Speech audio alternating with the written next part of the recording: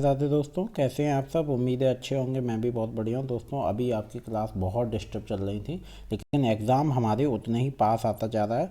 बहुत ही कम दिन बचे हैं आपके एग्ज़ाम को, तो मैं क्लासेस अब कंटिन्यू करूँगा।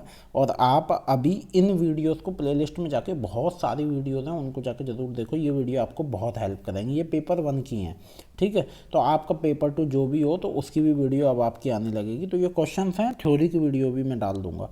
तो सबसे पहले चलिए क्वेश्चन नंबर 1 की तरफ चलते हैं। तो क्वेश्चन नंबर 1 जो है, और हाँ, आपके 50 क्वेश्चन आते हैं पेपर 1 में, आपको पता है नेगेटिव मार्किंग अभी है नहीं।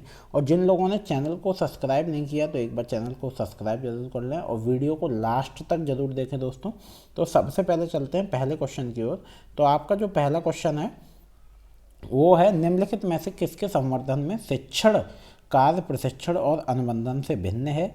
ए अनुशासित अभ्यास, बी आलोचनात्मक चिंतन, सी स्थिर साहचर्य और डी तथ्यों में प्रवीणता। तो बी जो है वो आपका सही उत्तर है। बी हो जाएगा आपका आलोचनात्मक चिंतन। तो बी आपका एकदम सही उत्तर है। चलिए अगले प्रश्न की ओर चलते हैं।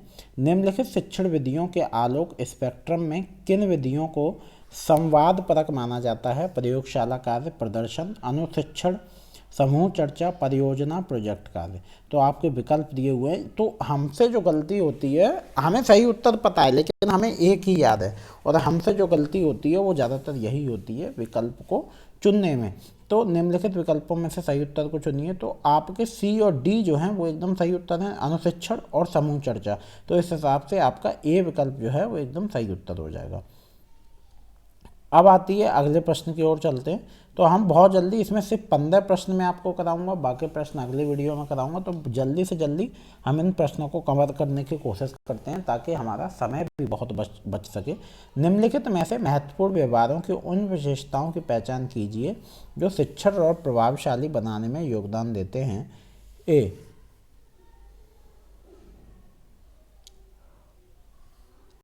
पाठों की स्पष्टता, जिससे अधिगमकर्ताओं के विचार स्पष्ट किए जाते हों। प्रश्न पूछना जिनमें तथ्य और अवधारणा आधारित प्रश्नों का समावेश हो। ऐसी पूछताछ जिसमें उत्तर प्राप्त करने एवं आग्रहणा संबंधी चेष्टा हो। डी शिक्षक कार्य अभिविन्यास, जो स्पष्ट रूप से परिभाषित यूनिट के निष्कर्षों पर केंद्रित हो। और ई है आपका अधिगम प्रक्रिया में लगना, जिसमें विद्यार्थियों द्वारा अधिगम में लगाए जाने वाले समय की समाविष्टि हो। तो आपके ए बी सी डी 4 हैं और इनमें से 3 आपको बताने हैं। तो देखिए आपके यहाँ पे जो सही होते हैं, तो देखिए एक तो आपका ये शिक्षक कार्य अभिविन्यास सही है, और आपका सही होगा तो अधिगम प्रक्रियाओं में लगना जिसमें विद्यार्थियों द्वारा, और एक और है पाठों की स्पष्टता जिससे अधिगमकर्ताओं के विचार। तो इस हिसाब से जो आपका विकल्प सही होता है वो आपका होता है विकल्प सी। हाँ, एक और बात मैं आपको बताता हूँ, सिर्फ यही 3 नहीं होते, लेकिन जो विकल्प दिए हो उसमें यही 3 है। अगले प्रश्न की ओर चलते हैं। विद्यालय या अधिगम में योगदान देने वाले निम्नलिखित में से कौन से कारक हैं जिन्हें सामाजिक दक्षता के रूप में माना जाता है। अभिप्रेरणा, बौद्धिकता, सामाजिक कौशल, पारिवारिक मदद सपोर्ट और अधिगमकर्ता की विशिष्ट योग्यता। तो निम्नलिखित विकल्पों में से सही उत्तर का चयन कीजिए। तो हमें यहाँ से सही फिर से वही विकल्प आ गए, और यही प्रश्न जो हैं हमारे विकल्प गलत कराते हैं क्योंकि हम कंफ्यूज हो जाते हैं। हमने 2 तो देख लिए लेकिन एक छोड़ दिया, तो हमसे तो ए सी और डी जो हैं वो आपके सही उत्तर हैं। चलिए अब आपका सुमेलन आ गया, यहाँ भी हमसे गलती हो जाती है। अब जो सही उत्तर होगा, वैसे लगभग 2 विकल्प दिए होंगे, उनमें एक का ही बस अंतर होगा। तो सूची 1 है, सूची 2 है। परीक्षा पुनः परीक्षा विधि, वैकल्पिक परीक्षा विधि, अर्थ विच्छेदन विधि और अंतर निर्धारक विधि। तो ये हमें बताना है फर्स्ट सेकंड थर्ड फोर्थ। तो डी जो है वो आपका सही है, ए का थर्ड, बी का फोर्थ, सी का फर्स्ट, डी का सेकंड। देखिए परीक्षा पुनः परीक्षा विधि क्या होती है, टेस्ट सी टेस्ट मेथड। यह विधि विश्वसनीयता रिलायबिलिटी से संबंधित है, जिसके अंतर्गत निश्चित समय अंतराल पर परीक्षा तथा पुनः परीक्षा का आयोजन किया जाता है। वैकल्पिक परीक्षा विधि अल्टरनेट फॉर्म मेथड, इसमें समांतर विधि के नाम से भी जाना जाता है। इस विधि का उपयोग सभी प्रकार के मापक उपकरणों की विश्वसनीयता का अनुमान लगाने के लिए शिक्षा विस्तार विकास और अनुसंधान में बड़े पैमाने पर किया जाता है। अच्छा, अब आगे पढ़ते हैं। अर्थ विच्छेदन विधि स्प्लिट हाफ मेथड, इस विधि में एक बाद एक ही परीक्षा दी जाती है। इसमें एक ग्रेड प्रत्येक आधे भाग को अलग से सौंपा गया है।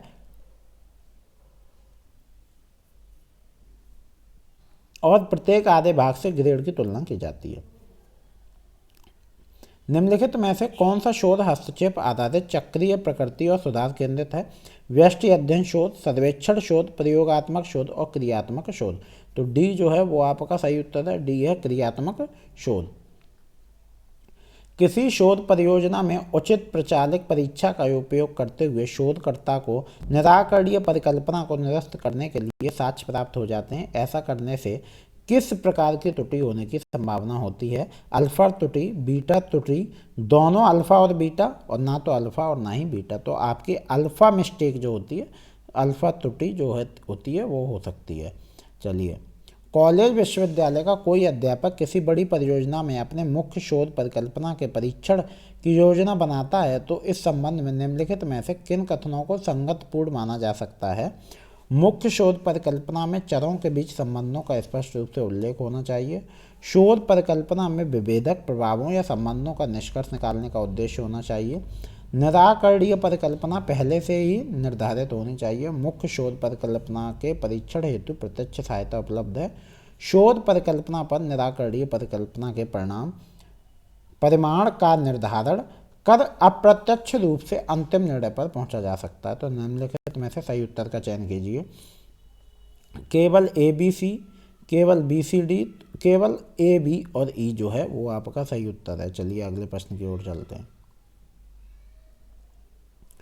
अब अगला प्रश्न जो है वो आपकी फिर से मैचिंग है, प्रतिचयन तकनीक और उसकी व्याख्या। तो कौन सा किससे मिलता है ये हमें बताना है। सामान्य यादृच्छिक प्रतिचयन, व्यवस्थित प्रतिचयन, विमात्मक प्रतिचयन और है आपका स्नोबॉल प्रतिचयन। तो आपको बताना है। तो यहाँ जो है बी आपका सही है, ए का सेकंड, बी का थर्ड, सी का फर्स्ट, डी का फोर्थ। चलिए अगले प्रश्न की ओर चलते हैं। नीचे दो कथन दिए गए हैं, एक अभिकथन दूसरा तर्क। तो जो आपका अभिकथन है वो है, शोध में इंद्रियानुभाविक आगमनात्मक प्रतिमान यथार्थ चित्रण के अर्थ प्रदायी आत्मनिष्ठ दृष्टिकोण पर बल देता है। तर्क है, इस प्रतिमान में शोध का उद्देश्य सामान्यीकरण पर पहुंचना नहीं। उपयुक्त कथन के आलोक में निम्नांकित विकल्पों में से सर्वाधिक उपयुक्त उत्तर चुनें। ए और आर दोनों सही हैं, आर ए की सही व्याख्या है। ए और आर दोनों सही हैं, आर ए की सही व्याख्या नहीं है। ए सही है परंतु आर सही नहीं है। ए सही नहीं है परंतु आर सही है। तो ए विकल्प जो है वो आपका सही उत्तर है, ए है। ए और आर दोनों सही हैं, आर ए की सही व्याख्या है। अगले प्रश्न की ओर चलते हैं। तो अब आपका गद्यांश यहाँ से शुरू हो गया। इसमें से 5 प्रश्न आएंगे। जब भी गद्यांश पढ़ें उससे पहले 1-2 क्वेश्चनों पर अपनी नज़र मार लें, जिससे क्या होगा, आप उन क्वेश्चनों को ध्यान में रख के आंसर ढूंढेंगे तो बहुत जल्दी आपको उत्तर मिलते हैं। विपणनकर्ता सामाजिक मूल्यों और उत्तरदायित्व तथा उसी पृथ्वी जिससे हम पोषित होते हैं से अपने संबंधों की पुनर्समीक्षा कर रहे हैं, जैसे विश्वव्यापी। तो आगे चलते हैं। तो आपको देखिए क्वेश्चन जो बनता है, आज के विपणनकर्ता निम्नलिखित पर ध्यान केंद्रित करते हैं: उपभोक्तावाद, सामाजिक बाध्यताएं, अपने व्यवसाय व्यवहारों की समर्थनीयता और प्रतियोगितात्मक तो व्यवसाय। तो बी आपका सही है, सामाजिक बाध्यताएं। चलिए अगले प्रश्न की ओर चलते हैं। आज के समाज की मुख्य चिंता का केंद्र बिंदु है विपणन रणनीतियाँ, ग्राहक संबंध, निगमित नैतिकता और मुद्रा के लिए मूल्य प्रदान तो करना। तो सी जो है वो आपका सही उत्तर सी है, निगमित नैतिकता। तो यहाँ पे दोस्तों मैं जो आपको उत्तर बता रहा हूँ, क्योंकि मैं पहले से उस गद्यांश को अच्छे से पढ़ चुका हूँ, तब मैं आपको उत्तर बता रहा हूँ। चलिए, दूरदर्शी कंपनियां किस बात को प्राथमिकता देती हैं? समर्थनीय विपणन, कानून बाध्यता, संगठित उपभोक्ता दबाव, बाजार में यथास्थिति। तो ए है समर्थनीय विपणन। परिच्छेद के अनुसार समर्थनीय विपणन को इस रूप में समझा जाता है: तुरंत लाभप्रदता, सामुदायिक भ्रामकता, एक अवसर के रूप में समुदाय के लिए अच्छा करना, एक कठिन मुद्दे के रूप में समाज पर दीर्घकालीन बोझ। तो सी जो है वो आपका सही उत्तर है, सी है, एक अवसर के रूप में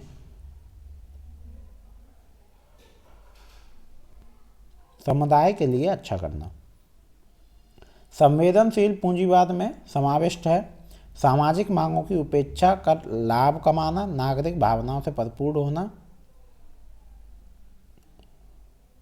सामाजिक संबंधों को बनाना, कानूनी बाध्यता के कारण हरकत में आना। तो सही विकल्प का चयन करें, केवल ए और बी, केवल बी और सी, केवल सी और डी, केवल ए और डी। तो बी जो है वो आपका सही उत्तर है, बी है, केवल बी और सी।